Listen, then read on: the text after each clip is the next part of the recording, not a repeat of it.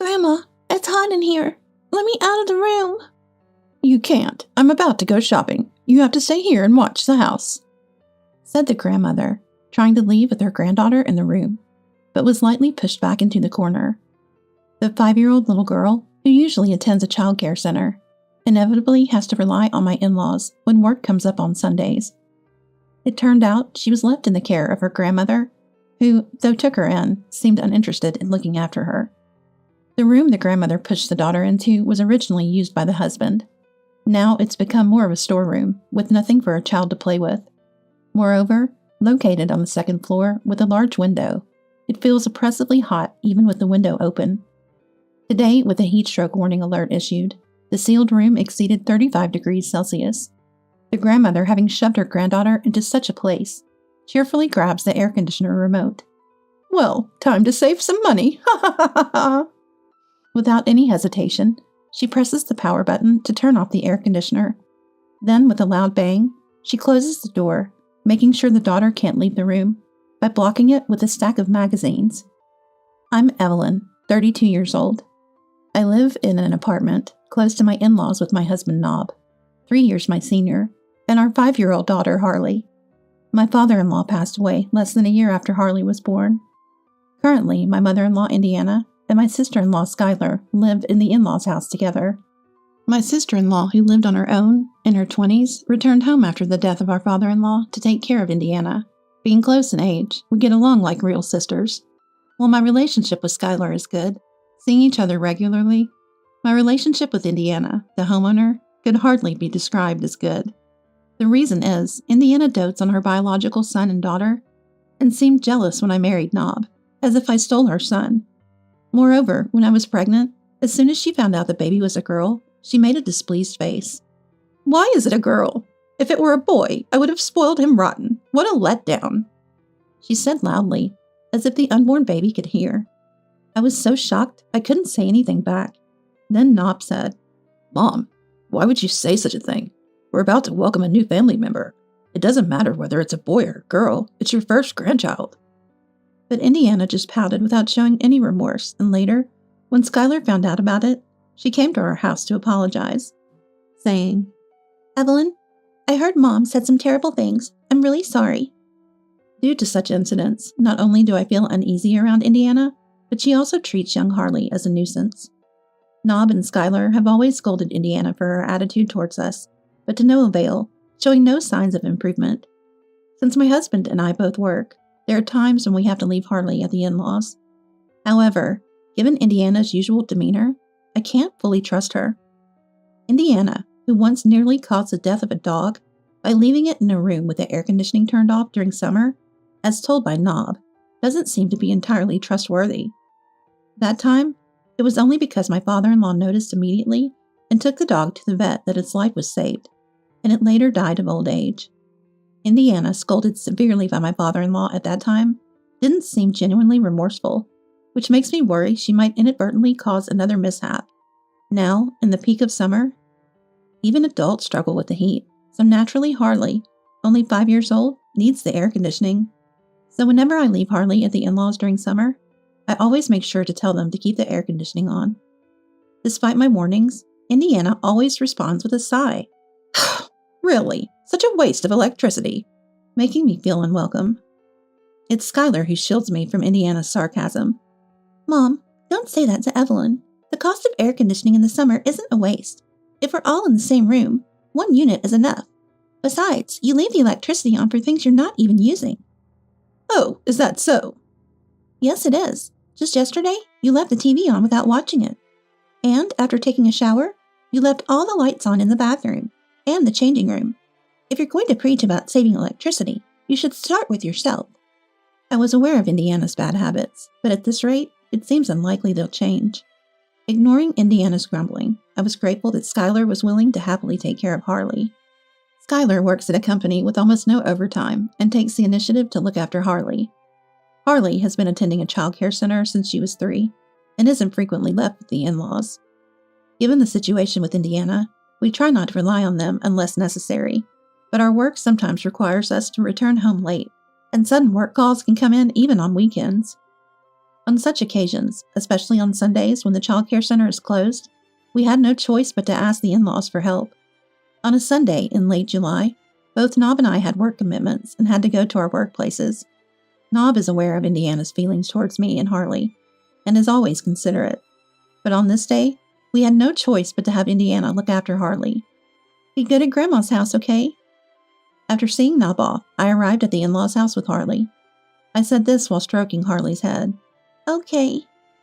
Harley nodded quietly, but did not try to look up at Indiana. Though she had always been an easy child, the sight of her obeying my words and entering the house made me feel uneasy.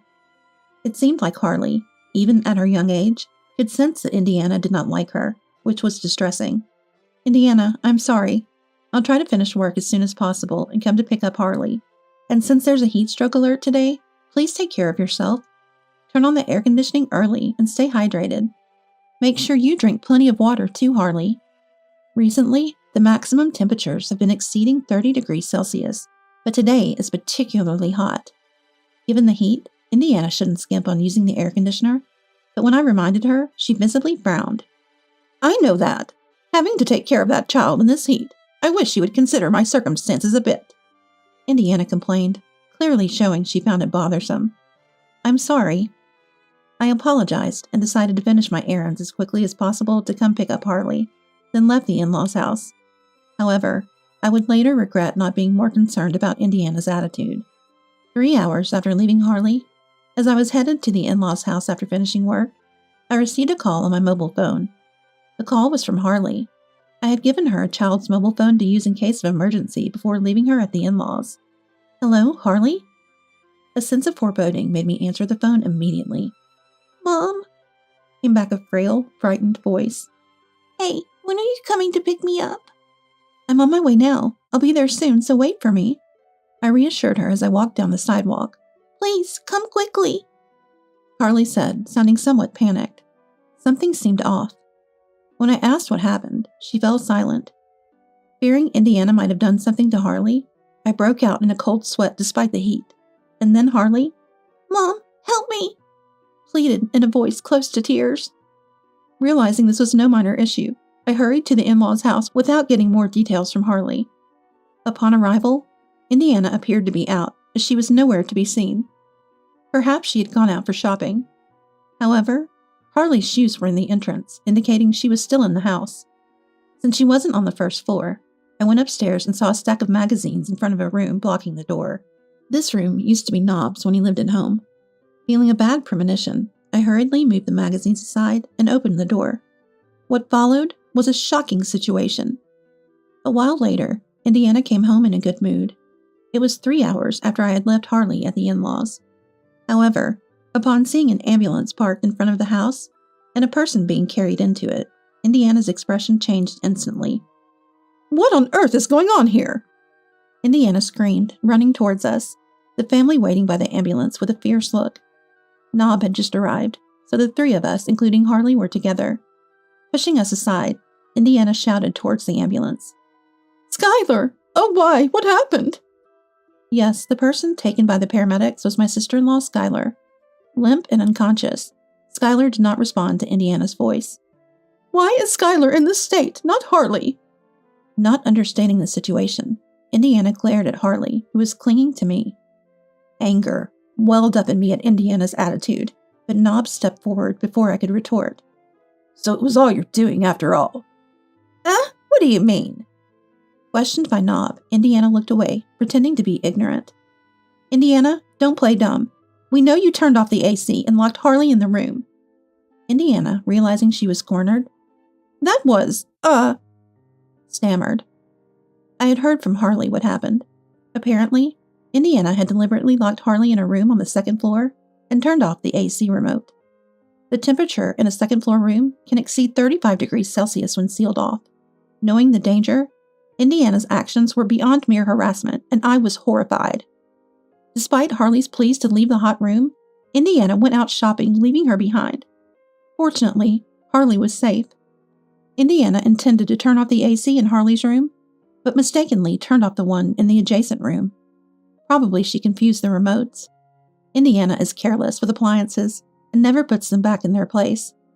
There have been times when the living room TV remote was found in Indiana's room, or the AC remote in her car. Mixing up remotes for adjacent rooms without returning them likely caused this incident. The adjacent room was Skylar's. Sleeping Skylar became a victim of heat stroke due to spending time in a sauna-like room after the AC was turned off. When paramedics said someone should accompany Skylar in the ambulance, Indiana was the first to volunteer, but Nob strongly objected. "Who do you think caused this?" Taking advantage of Indiana's shock, Nob boarded the ambulance. Indiana, watching, cried out in tears. "Skylar, hang in there. Oh, why did this have to happen? It would have been better if Harley got heat stroke." Unable to bear Indiana's selfish remarks, my anger peaked. Before I could reprimand her, "Enough is enough," one of the paramedics scolded India. "Don't you understand the consequences of turning off the AC in this heat? It's about time you take this situation seriously and reflect on your actions." "What do you mean? Meddling in family matters? I never intended to kill anyone. I left the remote in her room on purpose." Even after being scolded by the paramedic, Indiana's defiance left me speechless. Realizing it was futile to argue with her, I also realized I could never forgive Indiana for her lack of remorse. As the ambulance with Skylar and Nob drove away, I decided to take Harley and return to my parents' home. Unable to ride in the ambulance, Indiana went to the hospital on her own later. Fortunately, Skylar's life was not in danger, and after receiving an IV, she returned home in good spirits the next day. There were no lingering effects, so I breathed a sigh of relief. It was right after we received the news that Indiana called us to come over to her house. Nob also had his reservations about Indiana, so we, as a family of 3, decided to head to the in-laws. After such an ordeal, I would have preferred not to bring Harley along, but leaving a 5-year-old at home alone wasn't an option. I expected Indiana might make snide remarks, but no matter what she said, I was determined to protect Harley with all my might. As soon as we arrived at the in-laws, I was yelled at by Indiana and ordered to deeply apologize to Skylar. "If you hadn't left Harley with us, none of this would have happened. It's your responsibility, so apologize to Skylar right now," demanded Indiana, making an unreasonable request. Appalled by her shifting the blame, "Indiana, Harley is scared. Please don't yell," I calmly advised her. However, Indiana, face red with anger, "Shut up! I wish I'd never had to see such a child. If she had died of heat stroke, maybe a boy would have been born next," lashed out with merciless words at Harley. "How can you say something like that?" I yelled back at Indiana, holding Harley close. Indiana seemed taken aback by my retort, momentarily flustered. But then she glared at us, displeased. "Don't talk back to me, the wife. Apologize deeply right now." At that moment, "What are you saying? Stop it already," Skylar intervened, standing in front of Indiana in my defense. "The reason I didn't suffer more serious injuries is because Harley called Evelyn for help. If Evelyn hadn't come and called the paramedics, my condition would have been much worse." Skylar furiously scolded her. I had never seen Skylar so angry. Indiana, too, seemed stunned, being suddenly yelled at by her beloved daughter. When Harley called me for help, saying she was locked in a room, I rushed over immediately. However, Harley's account had some puzzling aspects, like Indiana doing something with a remote in front of Harley and hearing a loud noise from the next room. It was presumed that the remote operation was turning off the AC, but that didn't explain how Harley remained comfortable in a cooled room. Hearing about the noise from the next room from Harley, it struck me. Could Indiana have mistakenly turned off the AC in Skylar's room next door? Skylar mentioned she had the day off for the first time in a while. Could the noise be Skylar calling for help? With that thought, even if it seemed far-fetched, I instructed Harley. "Harley, press the blue button on the remote." Upon my arrival, I found Harley locked in a room and quickly got her out. In the next room, Skylar was on the floor, her body alarmingly hot. While waiting for the ambulance, I gave her water and listened to her story. Skylar had been busy with work lately, not sleeping well, and on her rare Sunday off, she slept deeply, waking up to the discomfort of heat stroke. Unable to move due to nausea and dizziness, she couldn't reach her mobile phone charging far from the bed. The AC remote, which should have been in the room, was nowhere to be found. Somehow managing to move, she collapsed from her bed, reaching her limit and passing out. The noise Harley heard was Skylar falling from the bed. Fortunately, because Harley had pressed the air conditioning button as I asked, The room temperature had started to stabilize somewhat. However, being confined in a room reaching 35 degrees for a while, Skylar's heat stroke became severe. What if Harley had missed that sound? What if Harley had dismissed it as her imagination and not told me? I might not have realized Skylar was there, and in the worst case, she might have died. The thought sends shivers down my spine. To think, I, an adult, almost died. To lock a child in such a room? Don't you understand that's something you should never do to anyone? The one who should be apologizing is the mother who tried to kill Harley. You're lucky not to be sued for murder. Skylar reprimanded with tears in her eyes, but Indiana remained silent. Even after some time, Indiana only repeated but and however, showing no intention of apologizing, which made Skylar give her a scornful look. It's enough. Ever since Dad died, I've been living with Mom out of concern, but I've reached my limit. I can never forgive her, and above all, I'm too scared to live with her anymore. I'm going to move out soon, declared Skylar, finally changing Indiana's expression. What are you talking about? I've always cared for you and Nob. You both are my precious family. Indiana protested, turning pale. Who almost killed that precious family? Skylar snapped back, but Indiana, hysterical, slammed the table hard. To Indiana's outburst, aren't we your family too? Or are Evelyn and Harley not considered family by you? Nob asked, his voice shaking with anger. Facing Nob's question, Indiana snorted disdainfully and laughed mockingly at me. Of course they're not. That wife and grandchild are not related to me by blood, she said, making it clear that she never considered me and Harley as family, though strangely, it didn't shock me as much as it should have. Even if Harley is Indiana's grandchild by blood, I didn't bother to correct her, and Skylar seemed to feel the same, sighing deeply and looking at Indiana expressionlessly. It seems useless to say anything more. I'll pack my things and leave, and after that, you're on your own, Skylar said firmly. Indiana then became hysterical, crying and clinging to Skylar's arm. No, don't decide on your own. You're supposed to live here with me forever. Mom, don't decide on your own? It's time for you to let go of your children. I'm taking this opportunity to cut ties with you. Don't ever contact me again. Skylar firmly rejected Indiana, shaking her off. So, Skylar! Indiana screamed, apparently too shocked, and then ran out of the house. Later, I learned that Indiana had been telling the neighbors she was the victim, spreading rumors that I was to blame for everything. The next day, while we were out as a family, Indiana called. As soon as I answered, I was met with a loud, angry voice, and I immediately wanted to end the call. Before I could ask what she wanted, Indiana started ranting about something that happened that day. Apparently, the breaker at the in-laws' house had been turned off without anyone noticing, ruining all the food in the refrigerator. The freezer contents melted, creating a disaster, and Indiana's awaited drama hadn't been recorded, accusing me of being the culprit in a fit of rage. It was you, wasn't it? How far will you go with your harassment? No, I don't know anything about it. The TV was on when we left, and we haven't been back since. I replied, denying her accusations, but Indiana continued to blame me. You and Harley are nothing but trouble. Just divorce Nob and go. Indiana lost control and even urged for a divorce. It's one thing to be blamed myself, but what did Harley do to her? Believing she had lost Nob to me and letting jealousy take over, she now demands a divorce, the epitome of selfishness. I wanted to scream back, but there were many people around at our current location. Not wanting to cause trouble for my family or those around us, I took a deep breath to calm myself. Then, I cherish Nob deeply and plan to continue living with him and Harley as a family of 3. Please don't make such arbitrary demands as telling us to divorce. I stated calmly. Furthermore, even though you are Nob's mother, I have no desire to associate with someone who intentionally causes others pain. I added, expressing my wish for her to refrain from any future involvement with us. Yet Indiana persisted. What are you saying at your own convenience? Shouting in a shrill voice. I was about to hang up, but then my mobile phone was taken from me by a hand that reached over. The one who took my phone and started speaking to Indiana was Skylar. Hello, Mom? Yes, it's Skylar. Actually, I was the one who turned off the breaker. It saved on the electricity bill for the night, didn't it? Skylar explained with a bright smile. Skylar, why?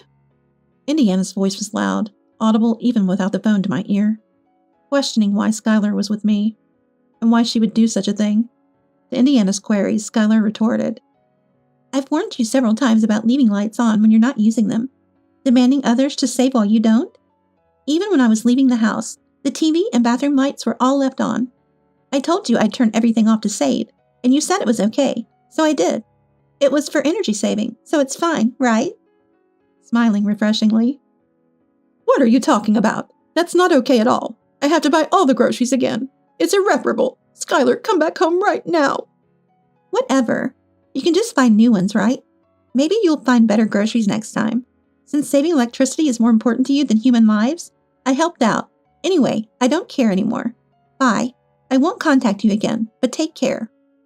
Indiana's screams were still audible, but Skylar ignored them and ended the call. Sorry for talking so long.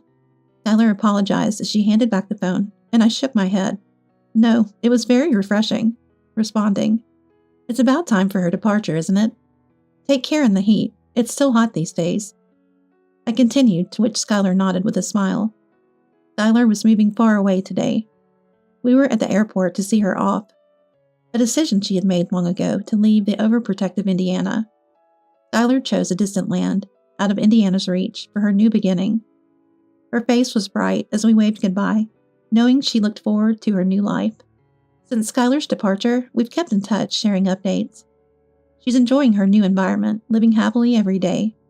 Shortly after Skylar left, we moved to a new home.